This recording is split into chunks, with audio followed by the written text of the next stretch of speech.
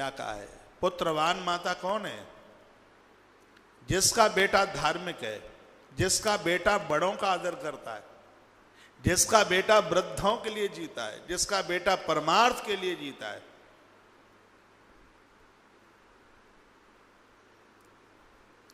जिसका बेटा भगवान का बनकर जीवन जीता है, वही मां पुत्रवान है, वही मां कहलाने की अधिकारिणी है। बहुत प्यारी चौपाई है। पुत्रवती जुवती जग सोई, रघुपति भगत जासु सुत होई। पुत्रवती जुवती जग सोई, रघुपति भगत जासु सुत होई। जिसका बेटा भगवान का भक्त है वही पुत्रवान है। ये जितने महात्मा है वो आकाश से नहीं टपके, ये महापुरुषों को, अच्छे लोगों को जन्म देने वाली माता ही है। इसलिए हमारे वेद में, उपनिषदों में माताओं को प्रथम गुरु कहा। मातृ देवो भव, पहली गुरु माँ है। माँ चाहे तो अपने बच्चों को देव बना दे, और माँ चाहे तो अपने बच्चों को डाकू बना दे। ये माँ के हाथ में है। इस धरती पर एक इतना बड़ा डाकू हुआ कि उसको फांसी के तख्ते के ऊपर झुलाया जा रहा था। तो जब किसी को फांसी दी जाती है तो अंत में उसकी एक इच्छा पूछी जाती है। तो उसको पूछा गया कि तुम्हारी अंतिम इच्छा क्या है? उसने कहा, मुझे एक बार मेरी मां से मिला दो। उस डकैत की मां को बुलाया गया। उसके गले में फंदा लगने वाला था, वो कांप रही थी। उसके पुत्र डाकू ने कहा, मां एक बार मेरी सुन तो ले, मेरे नजदीक आ। वह मां जैसी उसके पास पहुंची तो उसने अपने दांतों से माता की नाक को काट लिया। सब देख करके अचंभित हुए। उस माता ने पूछा, बेटा तूने मेरी नाक क्यों काटी?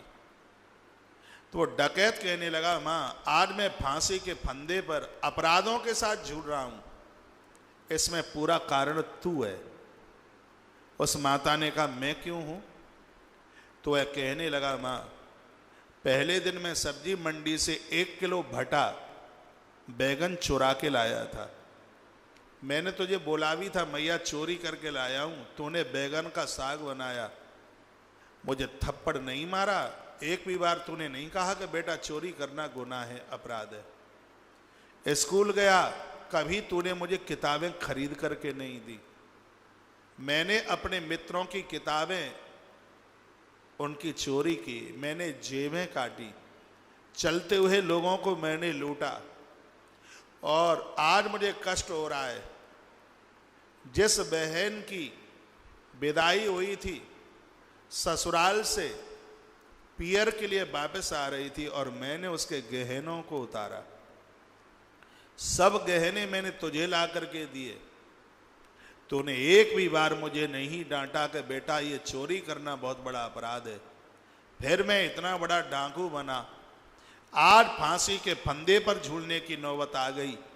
मैंने तेरी नाक इसलिए कतर डाली, जो माँ अपने बच्चों को संस्कारित ना बना पाए, जिस माँ की कोख से जन्मा हुआ बच्चा अपराध करता हुआ फांसी के फंदे पर झूलता है, उस मां के मुंह के ऊपर इज्जत की नाक नहीं होनी चाहिए। इसलिए मैंने तेरी नाक को कतर डाला। आखिर में उस व्यक्ति को रिहा कर दिया गया था। बाद में वह बहुत धार्मिक बना। मैं पुनः एक बात को निवेदन करूंगा, मां चाहे तो अपने पुत्र को भगवान बनाने की सामर्थ्य रखती है, और मां की लापरवाही से औलाद डकैत हो जाती है, डाकू हो जाती है। इसलिए संतान के ऊपर पूरा ध्यान हो। माता सुमित्रा के मुख से जो निकली हुई ये चौपाइयां हैं अति गंभीर है, वंदनीय। पुत्रवती जुवती जग सोई, रघुपति भगत जासु सुत होई। न तरु बांझि भलिवाद विहानी, राम विमुख सुत ते हित जानी। मां सुमित्रा कहती है, यदि कोई नारी अच्छी औलाद को जन्म न दे पाए तो इससे तो बढ़िया वो बांझ रह जाए तो ज्यादा ठीक है।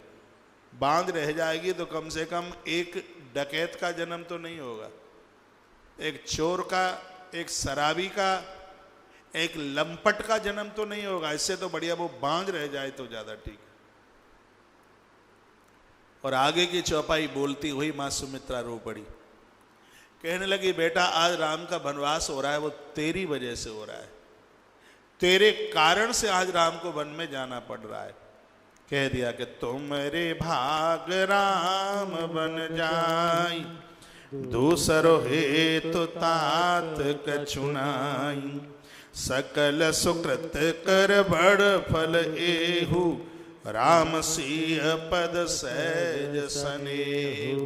लक्ष्मण तेरी वजह से राम को वन में जाना पड़ रहा है, और ये तेरा भाग्य है कि उनके चरण मत छोड़ना, उनके चरणों में ही तेरा कल्याण है। मानस में तो नहीं है, और ग्रंथों में लखन ने प्रभु राम जी को पूछ लिया, लखन ने माता सुमित्रा को पूछ लिया, मां मेरी वजह से भगवान का क्यों वनवास?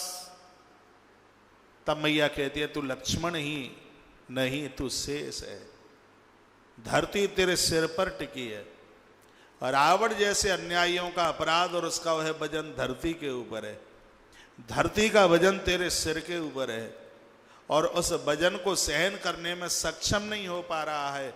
तो रावण जैसे अन्यायियों को हटाने के लिए और तेरे शीश के वजन को हल्का करने के लिए प्रभु को आज वन के लिए जाना पड़ रहा है। तुम्हारे भाग राम बन जाई, दूसरो हेतु तात कछुनाई, सकल सुकृत कर बड़ फलेहु, राम सिंह पद सहज सनेहु।